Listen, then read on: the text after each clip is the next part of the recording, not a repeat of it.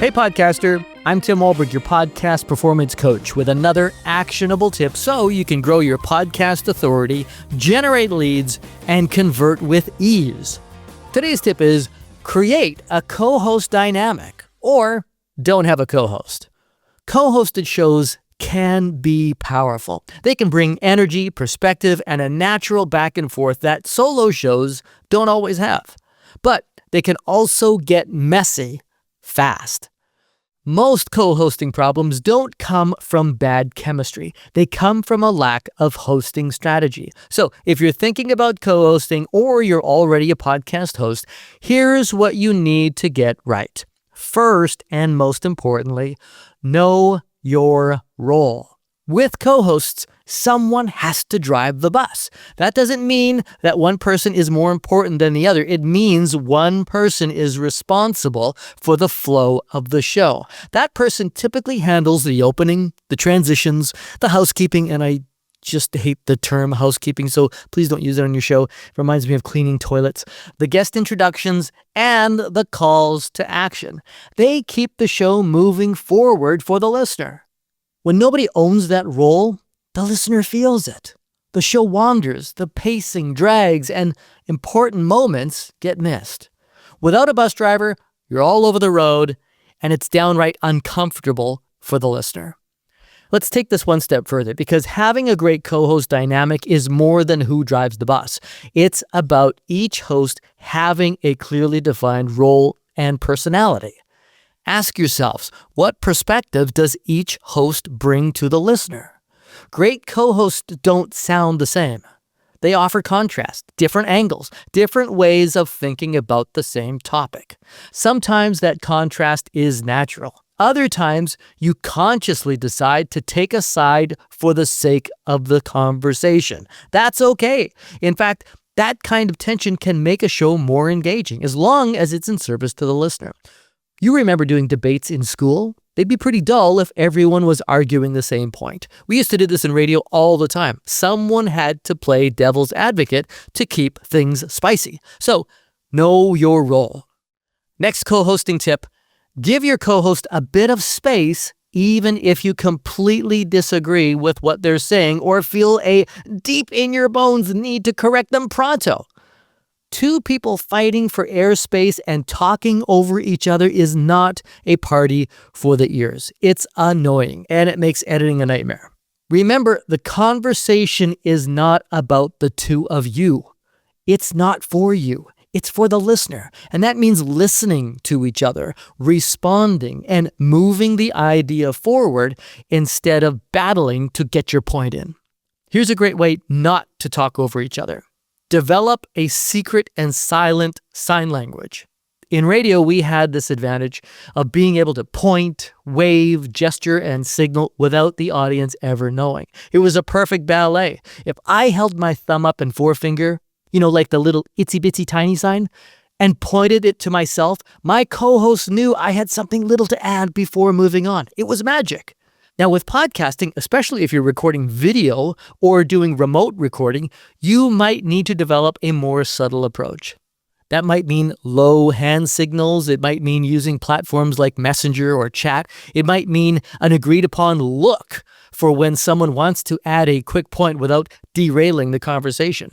Another way is to back away from the mic when you're done or lean in as a signal that you've got something to add. If you don't build that in, you end up with people talking over each other, interrupting unintentionally, or holding back entirely. And that's not fun for anyone. So finding your own way to communicate with one another is really important. In radio, building a morning show team was all about chemistry. You can tell if a team gels or if there's tension. The listener will hear it too. There are so many co-host nuances that go into creating magic. Some shows have it and others don't. They feel forced or awkward. I could go on and on about navigating dynamics, roles, voices, attitudes, contributions, and egos. But not addressing these issues can create a bad listener experience. As a podcast coach working with co-hosts, we need to be intentional and strategic about how you're going to share your conversations. And it's going to be different for every show and every set of co-hosts. If you want to talk about your specific show, I suggest you get on my calendar for a free podcast coaching call, and let's get into it. But for example, we helped two sisters develop a show. They had a natural pattern from a lifetime of having conversations, and that was fun. But for the sake of the audience, we had to tweak a few things. First, they sounded similar, so we encouraged them to call each other by their name periodically to help the listener get to know the nuanced differences between their voices. Next, we encouraged them to own their perspective. One was a bit more woo and into the feels, while the other was more grounded, practical, and loved a good statistic. So we encouraged them to lean into those differences. This also helped the listener identify the speaker because of the content of what they were saying. Plus, it gave their conversation a deeper dynamic. Their show sounds amazing. I'll pop a link into the show notes if you're curious. Now, my final tip for creating a great co-host dynamic is to not share your prep. Notice I did not say don't prep. We're not going to be winging it here, people. Your show should follow a structure, and you should both know the flow of the conversation. But, and this is where the real magic comes in, do your prep separately so that there is some surprise and authenticity to the conversation. Come to the conversation with your own stories, opinions, questions, and examples. Don't script every moment together. When co-hosts know everything that's coming, the conversation loses its energy. It starts to feel like an acting exercise instead of a real discussion. Separate prep keeps things spontaneous, natural, and alive. Now that's a lot to unpack, I know, but that's because being a great co-hosting podcast duo does not happen without the work. So figure out your roles, get clear on how you'll help the audience understand your unique perspective, give each other space to talk, and keep it fun and spontaneous. If you're still struggling, remember that co-hosted shows need a few episodes to find their rhythm. Some awkwardness at the beginning is normal.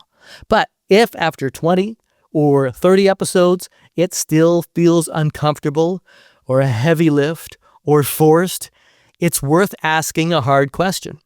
Does this show actually need two hosts?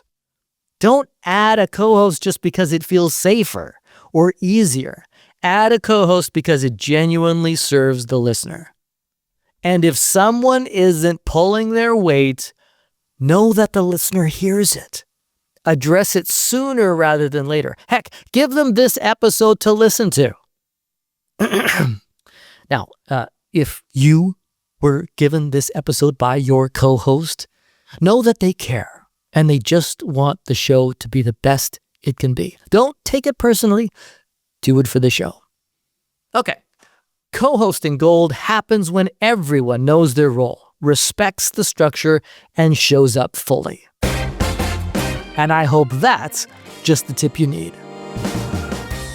If you're building a co-hosted podcast and want help designing roles, structure, and flow so it actually works, that's exactly the kind of thing we help with. Head to my website, podcastperformancecoach.com, to book a free podcast coaching call so we can talk it through before small issues turn into big ones. Because great co-hosting isn't accidental, it's intentional. Book your free, private podcast coaching call by using the link in the show notes or at podcastperformancecoach.com. I'm Tim Wolbert. See ya!